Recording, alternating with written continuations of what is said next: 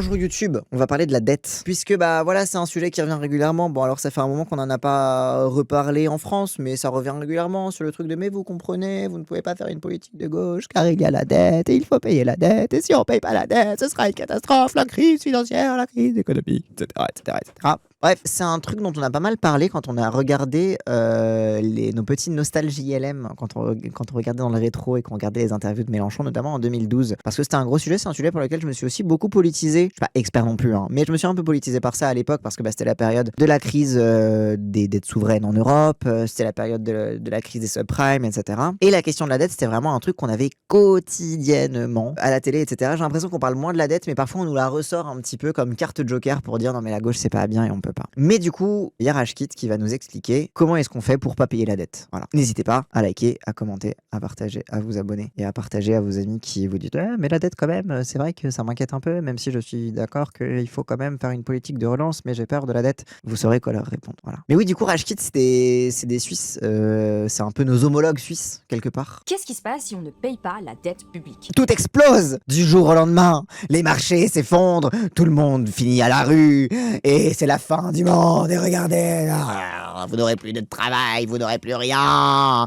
C'est la fin du monde. Si on écoute les économistes à la télé, ou même pire que la fin du monde, on devient une puissance moyenne. Oh, c'est terrible. Nous ne serons plus un pays riche. On sera comme les gueux là. Non, on ne va pas rembourser des dettes qui ont été à l'encontre des droits fondamentaux de la population. C'était Jeanne. Elle fait partie du CADTM, le comité pour l'annulation des dettes illégitimes. Il propose des outils pour nous aider à voir s'il n'y a pas 2-3 dettes. Et ça, c'est un truc pour les insoumis.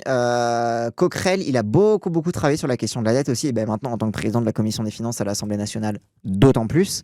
Mais c'est pas mal de trucs sur lequel il fait. Je sais que souvent aux amphis, il fait une conférence sur l'annulation de la dette, qui est toujours hyper intéressante pour les gens qui iront aux amphis, qui connaissent pas trop ces sujets de dette, etc. Il y aura forcément une conférence là-dessus. Allez-y, vous allez apprendre plein de trucs. On pourrait foutre sous le tapis. La dette publique, c'est simplement l'argent que l'État a emprunté, mais qu'il n'a pas encore remboursé. Ça désigne des milliers d'emprunts différents. En fait, il n'y a pas une dette publique, c'est des dettes. Et il y a certaines dettes, j'ai l'impression qu'on pourrait peut-être les remettre en question. Par exemple, certaines dettes des pays du Sud. Devinez à qui doivent les payer. Au temps des indépendances, les puissances coloniales ont transféré toutes les dettes qu'ils avaient contractées durant la période coloniale aux États nouvellement indépendants.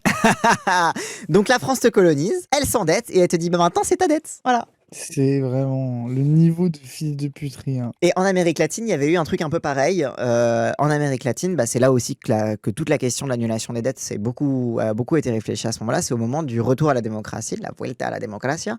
C'est qu'après toutes les décennies de dictature, notamment soutenues par la CIA, par les États-Unis, etc., pour maintenir l'Amérique latine dans le joug du néolibéralisme américain et éviter que l'Amérique latine ne tombe dans le giron soviétique ou alors devienne socialiste ou quoi que ce soit. Bref.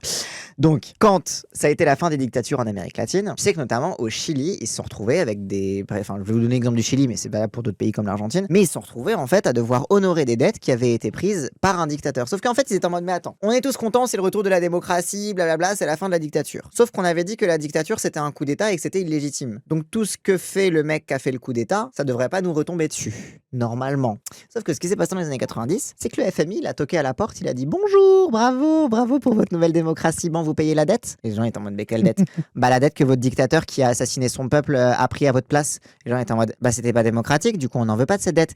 Bah, si, en fait, vous allez la payer quand même parce que sinon, on va vous faire chier sur tous les marchés financiers, vous pourrez pas être un pays normal et en fait, il y aura des nouveaux dictateurs qui vont revenir parce que, en fait, c'est comme ça que ça fonctionne, vous voulez pas finir comme l'Afrique quand même. Et donc, c'est comme ça que le néocolonialisme par la dette s'est imposé en Amérique latine. C'est-à-dire que les États-Unis n'avaient plus besoin d'avoir des dictateurs, marionnettes dans les pays. Ça commençait à la foutre mal, tu vois. Ça commençait à être un peu difficile à assumer d'avoir foutu des dictateurs partout. Ils se sont rendus compte que, en fait, si tu imposes des dettes et si tu imposes des cures d'austérité néolibérales à des pays, notamment le Chili, qui en a vraiment été le laboratoire à ce niveau-là, t'as même plus besoin de mettre des dictateurs à leur tête parce que c'est de fait les marchés financiers états-uniens qui décident de la santé économique de ces pays. Et qu'après tout, la politique, qu'est-ce que c'est si ce n'est de l'économie? Oui, l'Argentine maintenant c'est vraiment un état fantoche des États-Unis, c'est une semi-colonie états-unienne en ce moment avec Milei, etc. bien sûr. Donc voilà, donc souvent la dette, elle est pas très légitime. Nous estimons que la dette s'analyse d'abord de par ses origines. Et bien évidemment, je ne vous parle pas d'Haïti, où là, ça a été où la France a imposé une dette coloniale à Haïti pour la punir de s'être libérée, devoir rembourser les maîtres d'esclaves, etc., rembourser tous les... Voilà, rembourser la France, quoi. Et qui, pendant des années, en fait, la dette haïtienne a complètement plombé l'économie haïtienne et l'a empêchée aussi de devenir la nation caribéenne qu'elle était censée être après avoir pris son indépendance, tu vois. Et encore aujourd'hui, alors on nous dit oui, mais c'est bon maintenant, la question de la dette coloniale, elle est effacée. Oui et non, en fait, parce que le retard de développement causé est une conséquence directe de la dette haïtienne. Les origines de la dette remontent aux origines du colonialisme. Ce sont les colonisateurs qui endettaient l'Afrique auprès des bailleurs de fonds, leurs frères et cousins. Nous étions étrangers à cette dette. Nous ne pouvons donc pas la payer. Mais ça, c'est quand même une dinguerie, quand même. Parce que t'as le truc de, bon, il y avait un dictateur, il a contracté des dettes. Et, by the way, il a été encouragé fortement par les États-Unis à contracter des dettes. Quand je parle des dictatures latino-américaines, et beaucoup de dictatures africaines aussi, c'est-à-dire qu'en mode, c'est les États-Unis qui arrivent en mode, on te soutient si tu empruntes de l'argent auprès de nous. Donc voilà, on te met les fers aussi, quoi. Donc bon, bref, mais je veux bien l'argument de, ok, d'accord, c'était un dictateur, mais il y a quand même une continuité de l'État. L'État chilien reste le même si vous changez de... Ah ben, ils n'avaient pas changé de constitution d'ailleurs entre-temps, by the way.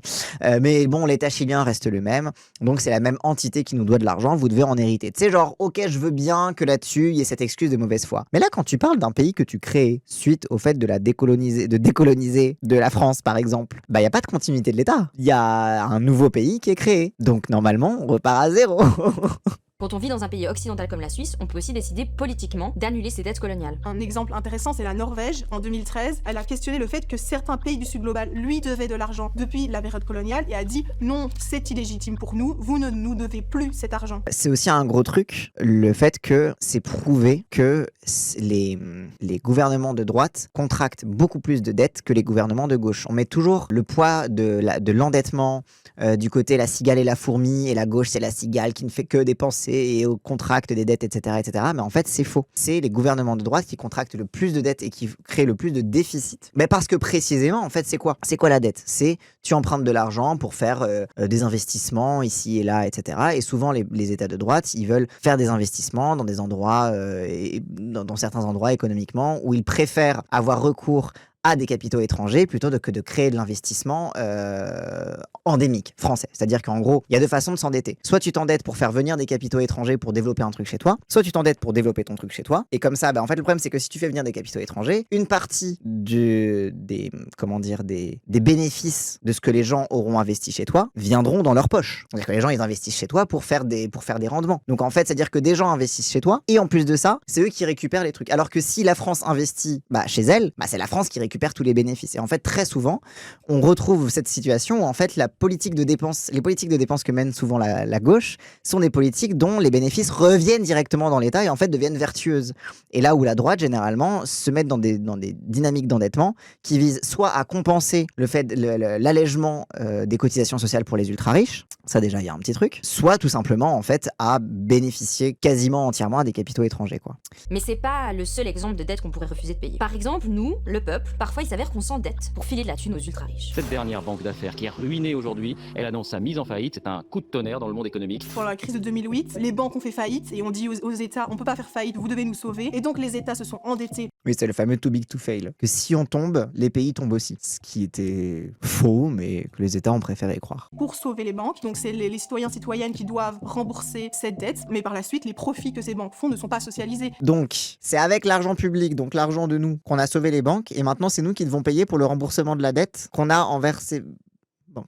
Quand UBS a racheté Crédit Suisse, la Confédération a engagé 9 milliards. Nos 9 milliards, hein. Une fois de plus, la Confédération s'est donc fait tordre le bras et a dû engager de l'argent public pour assumer des risques qui devraient relever du secteur privé. Et ça, c'est le gros mensonge du capitalisme. C'est le truc de non, en fait, ça marche mieux si c'est privé. Du coup, si ça marche mieux quand c'est privé, pourquoi vous pouvez pas vous racheter entre vous sans avoir besoin de l'État pour assurer votre équilibre, pour assurer vos risques de l'État, perte? ça coûte cher et il doit rembourser demander tout ce qu'il a coûté aux gens. Ça va être une connerie comme ça, non? Non, mais parce qu'ils savent que si l'État ne paye pas sa dette, c'est pas grave. Si une banque paye pas sa dette, si une entreprise privée paye pas sa dette, c'est le dépôt de bilan. Et donc, ils savent que l'État prend moins de risques parce que la dette que contracte l'État est fictive par rapport aux dettes que contractent les entreprises. En fait, c'est ça le gros mensonge sur la dette publique, c'est que pourquoi l'État peut s'endetter, Mais c'est parce que la donc, dette publique n'existe pas. moi, je suis d'accord avec ça. Et donc, du coup, c'est pour autant tout nationaliser, quoi. Oui, Vu que nous, totalement. on s'en fout de payer au pire.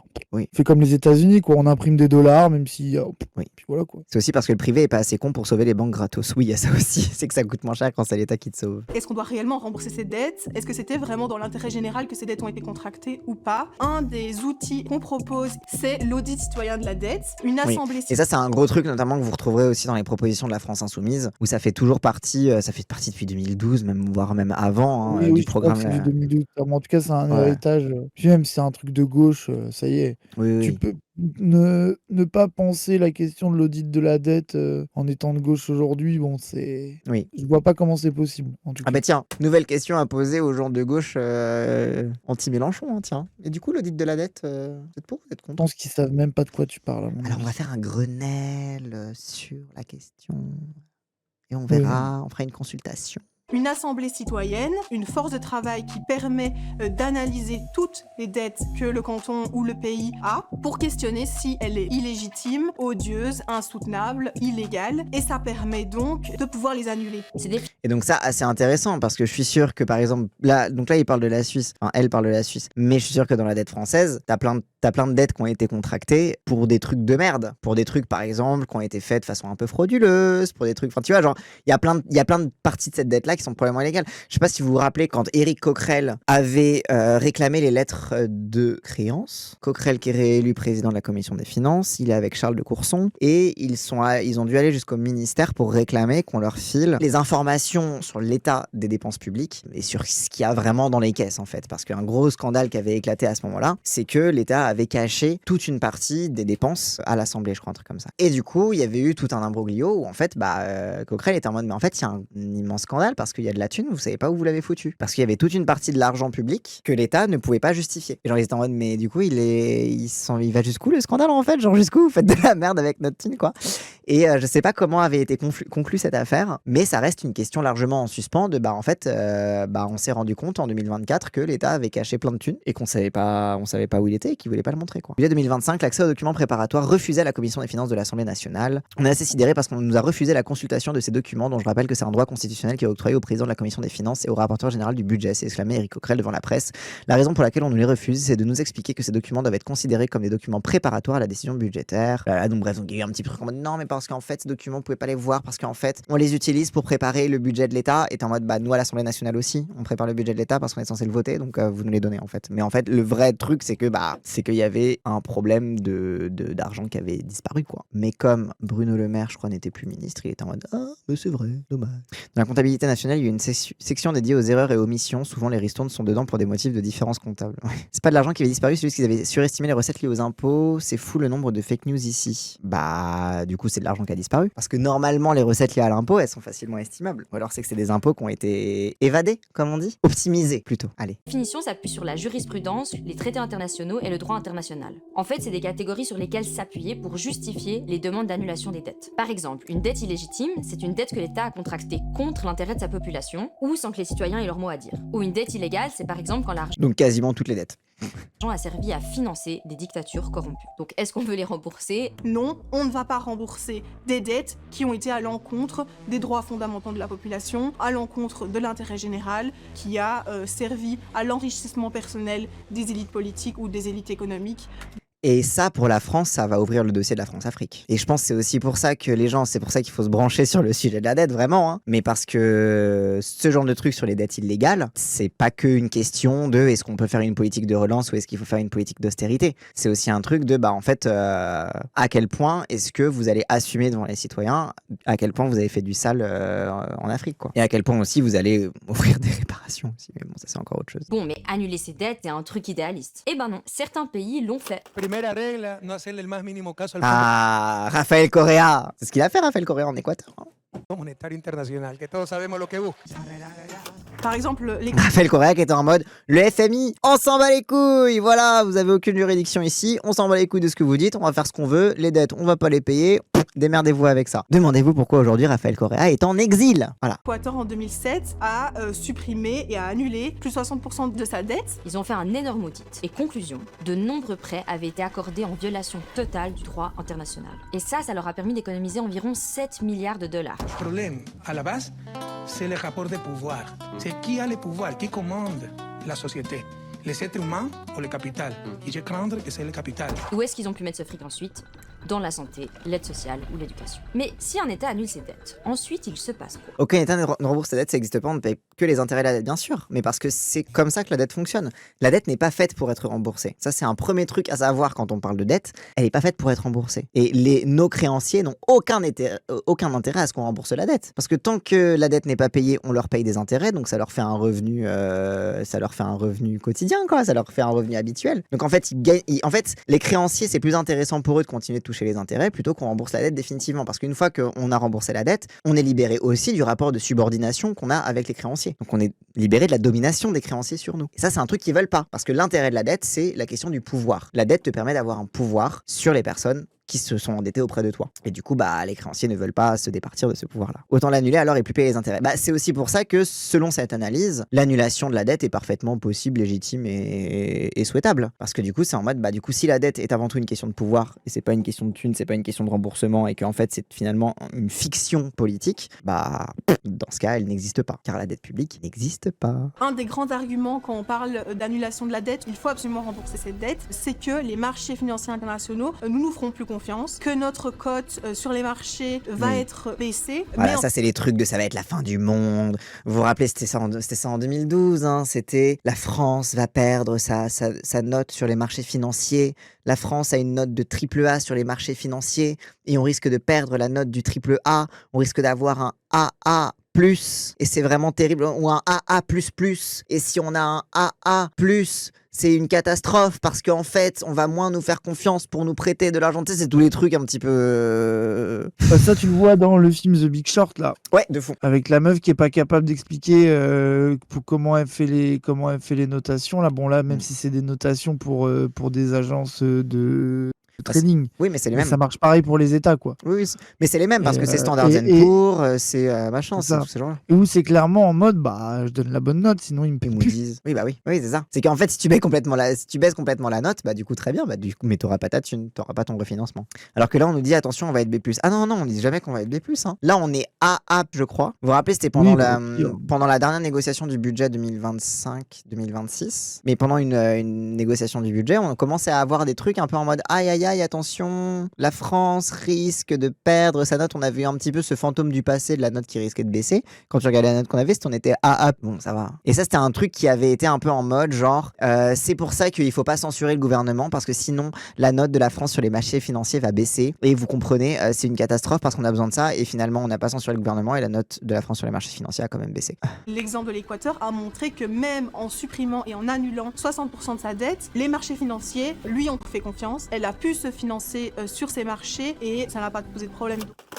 Donc bon voilà, en tout cas c'est un petit peu les formats courts de Rage Quit, mais ça permet de faire un petit rappel régulier de les gens, franchement, tous les trucs dont elle a parlé, la meuf du collectif pour l'annulation des dettes publiques. Allez vous renseigner là-dessus quand vous irez aux amphis, si vous allez aux amphis, ou alors si vous rattrapez les amphis après sur internet, allez checker, et même sur les sessions précédentes des amphis, allez checker les conférences sur la question de la dette publique. Parce que la dette, c'est avant tout une question de pouvoir. Et il faut arrêter de, rompre avec le pacte austéritaire. C'est aussi rompre avec la fiction de la dette. Et ça va être un truc hyper important. Et n'en déplaise à certains, c'est quand même un aspect central en fait de la vie politique de libérer un maximum aussi de pouvoir et de souveraineté à l'état dans lequel on est, quoi, pour pouvoir faire les politiques sociales qu'on veut, sans qu'on nous fasse, on nous foute un pistolet sur la tempe à nous dire attention, ne faites surtout pas de redistribution, ne faites surtout pas de politique de gauche, sinon conséquence, quoi. Dire qu'en 2017 les 100 milliards de Mélenchon faisait paniquer tout le monde quand on voit où on en est. Ah bah ça c'est clair. Si dette égale fiction, pas besoin de l'annuler non plus, se contenter de continuer à emprunter. Oui, non mais ou alors c'est comme la désobéissance au traité européen. Moi je pense qu'on peut aussi dire oui. Oui.